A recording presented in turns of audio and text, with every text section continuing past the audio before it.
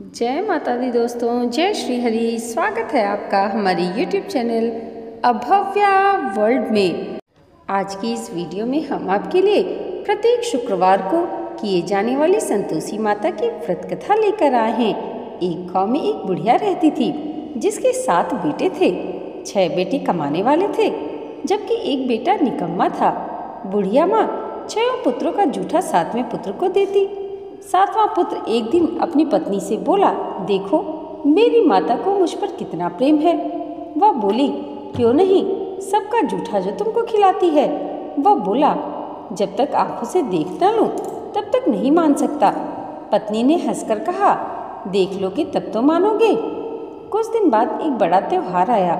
घर में 7 प्रकार के भोजन और चूरमे के लड्डू बने।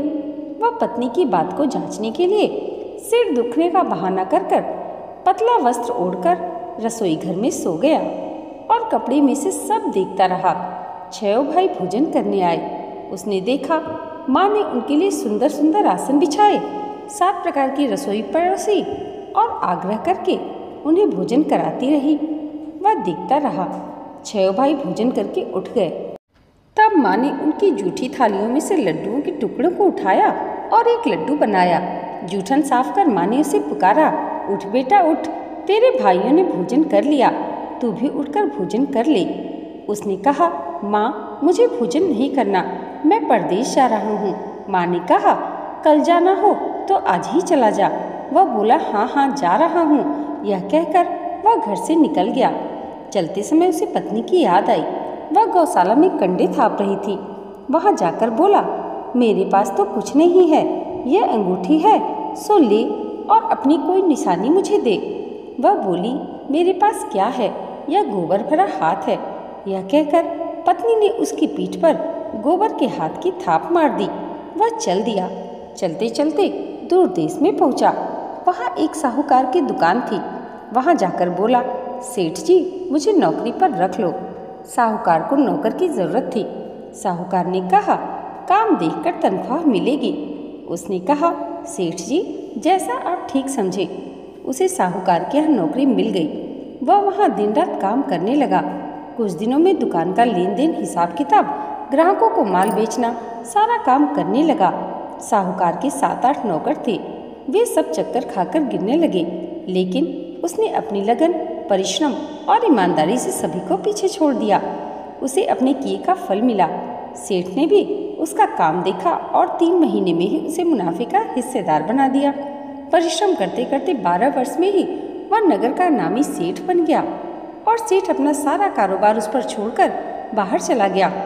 इधर उसकी पत्नी को सास ससुर दुख देने लगे। गृहस्थी का काम करवाकर उसे लकड़ी लेने जंगल में भेजते।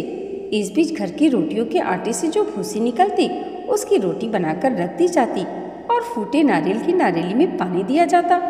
इस तरह दिन बीतते रहे। एक दिन जब वह जंगल में लकड़ी लेने जा रही थी तब उसे रास्ते में बहुत सी स्त्रियां संतोषी माता का व्रत करती हुई दिखाई दी।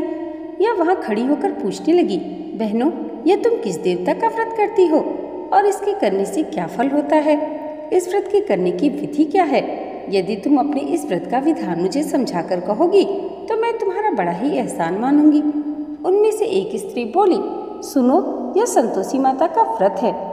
इसके करने से निर्धनता, दरिद्रता का नाश होता है और लक्ष्मी आती है। मन की चिंताएं दूर होती हैं, मन को प्रसन्नता और शांति मिलती है और मन में जो कामना हो सब संतोषी माता की कृपा से पूरी हो जाती है। इसमें कोई संदेह नहीं है।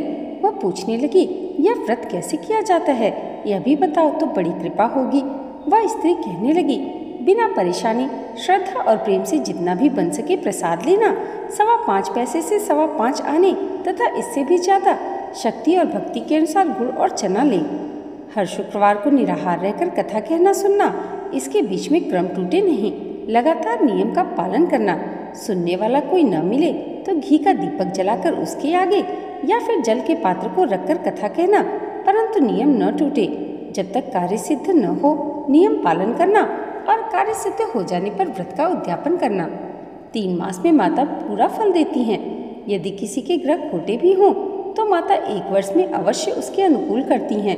कार्य सिद्ध होने पर ही उद्यापन करना चाहिए, बीच में नहीं।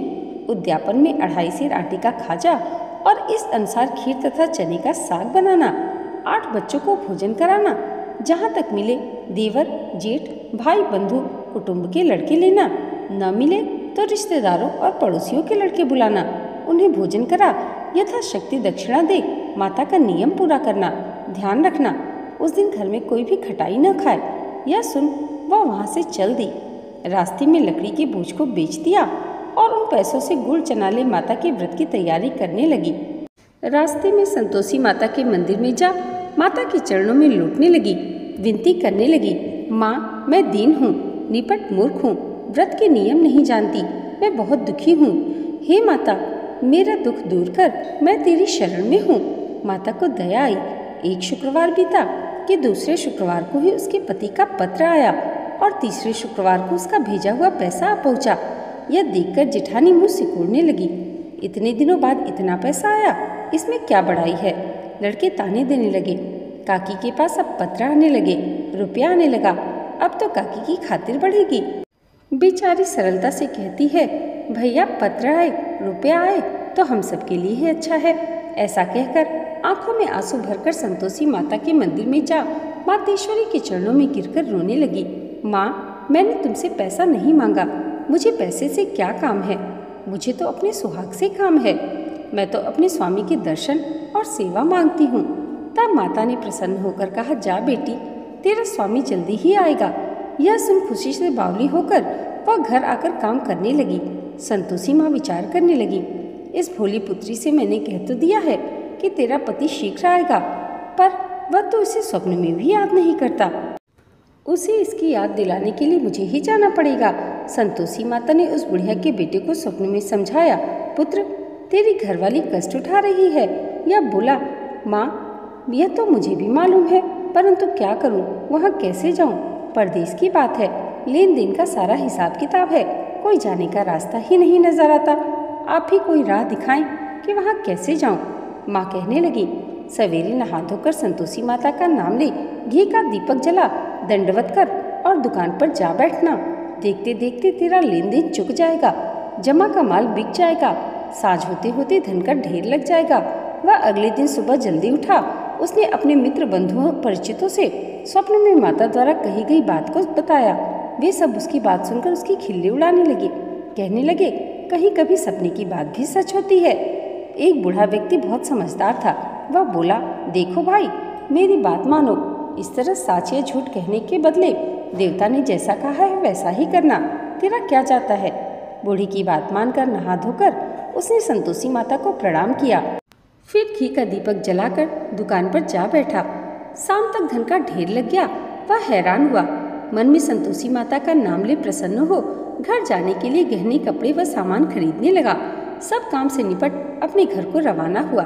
उधर उसकी पत्नी जंगल में लकड़ी लेने गई। लौटते समय थक जाने के कारण संतोषी माता के मंदिर पर विश्राम करने बैठ गई। यह तो उसका रोज रुकने का स्थान था। धूल उड़ती देख उसने माता से पूछा, माता यह धूल कैसे उड़ रही है। माँ ने कहा, हे पुत्री तेरा पति आ रहा है, अब तो ऐसा कर, लकड़ियों की 3 बोझ बना, एक नदी के किनारे रख, दूसरा मेरे मंदिर पर और तीसरा अपने सिर पर रख। तेरे पति को लकड़ी का गट्ठर देखकर मोह पैदा होगा, वह यहाँ रुकेगा, नाश्ता पानी बना खाकर माँ से मिलने जाएगा।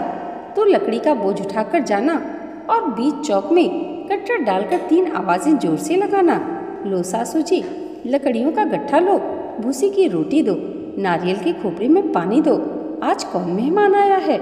संतोषी माँ की बात सुनकर वो बहुत अच्छा माँ कहकर प्रसन्न मन से लकड़ियों के 3 बोझ बना लाई। एक नदी के तट पर, दूसरा माता के मंदिर पर रखा। इतने में मुसाफिर वहां आ पहुंचा। सूखी लकड़ी देख उसको इच्छा हुई कि अब यहीं विश्राम कर ले और भोजन बनाकर खा पी कर गाँव चले। इस प्रकार भोजन कर विश्राम कर वह अपने गाँव को गया। उसी समय बहू सिर पर लकड़ी का गट्ठर ले आई। उसने गट्ठर को आंगन में डालकर जोर से 3 आवाजें दी, लो सासू जी लकड़ी का गट्ठर लो, भूसी की रोटी दो, नारियल के खोपड़े में पानी दो, आज कौन मेहमान आया है। यह सुनकर सास ने अपने दिए हुए कष्टों को भुलाने के लिए कहा, बहू तू ऐसा क्यों कहती है, तेरा मालिक ही तो आया है, बैठ मीठा भात खाकर कपड़े गहने पहन। पत्नी की आवाज़ सुनकर उसका स्वामी बाहर आया और उसके हाथ में पहनी अंगूठी देख व्याकुल हो गया। उसने माँ से पूछा, माँ यह कौन है? माँ बोली, बेटा तेरी पत्नी है। आज 12 वर्ष हो गए जब से तू गया है, तब से सारे गांव में जानवर की तरह भटकती फिरती है, कामकाज कुछ करती नहीं, 4 समय आकर खा जाती है। अब मुझे देखकर भूसी की रोटी, नारियल के खेपरे में पानी मांगती है।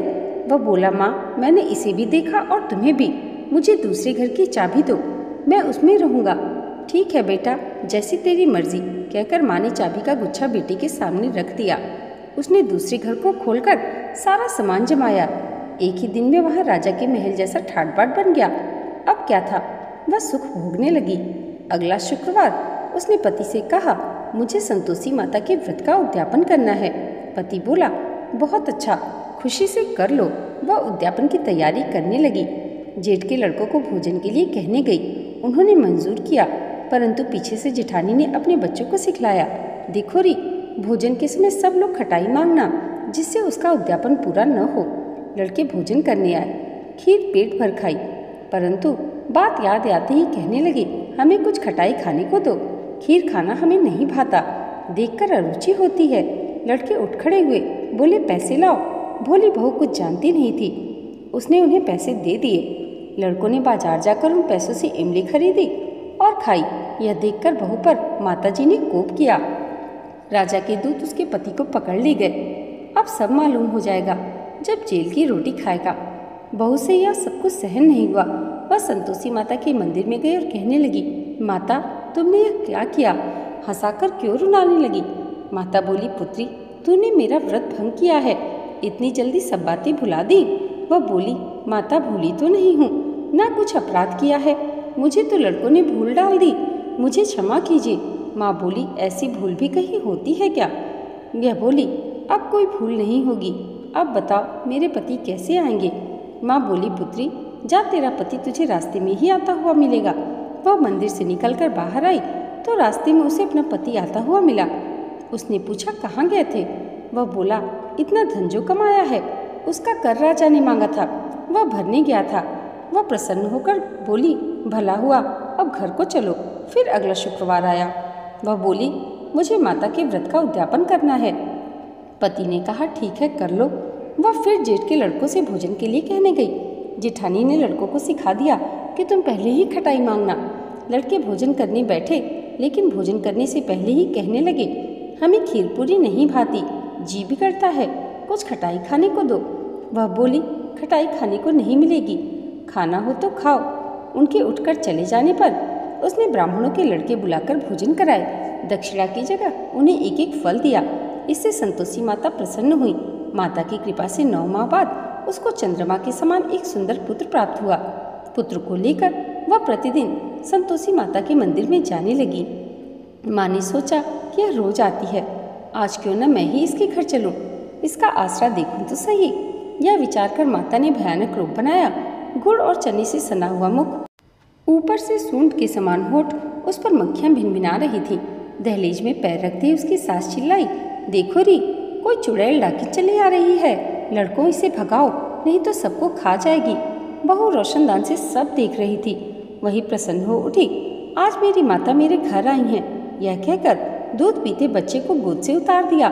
इस पर उसकी सास क्रोध में भरकर बोली, कैसी बावली हुई फिर रही है, बच्चे को पटक दिया। इतने में माँ के प्रताप से जहाँ देखो वहाँ लड़के ही लड़के नजर आने लगे। वह बोली, माँ जी, मैं जिनका व्रत करती हूँ यह वही संतोषी माता है। इतना कहकर उसने झट से घर के सारे किवाड़ खोल दिए। सबने माता के चरण पकड़ लिए और विनती कर कहने लगी, हे माता, हम मूर्ख हैं, अज्ञानी हैं, तुम्हारे व्रत की विधि हम नहीं जानते, तुम्हारा व्रत भंग कर हमने बड़ा ही अपराध किया है। हे माता, आप हमारे अपराधों को क्षमा करें। इस प्रकार बार बार कहने पर संतोषी माता प्रसन्न हुई। इसके बाद उसकी सास कहने लगी, हे संतोषी माता, आपने बहू को जैसा फल दिया वैसा सबको देना। जो यह कथा पढ़े या सुने उन सबका मनोरथ पूर्ण हो। जय संतोषी माता। दोस्तों, आज की वीडियो अगर आपको अच्छी लगी हो तो कमेंट बॉक्स में जय संतोषी माता ज़रूर लिखिएगा और इसे लाइक और हमारे चैनल पर पहली बार आए हैं तो सब्सक्राइब करना मत भूलिएगा। संतोषी माता की कृपा आप सबके जीवन पर सदैव ऐसे ही बनी रहे। इसी मंगल कामना के साथ मिलते हैं अगली वीडियो में। तब तक के लिए जय माता दी, जय श्री हरि।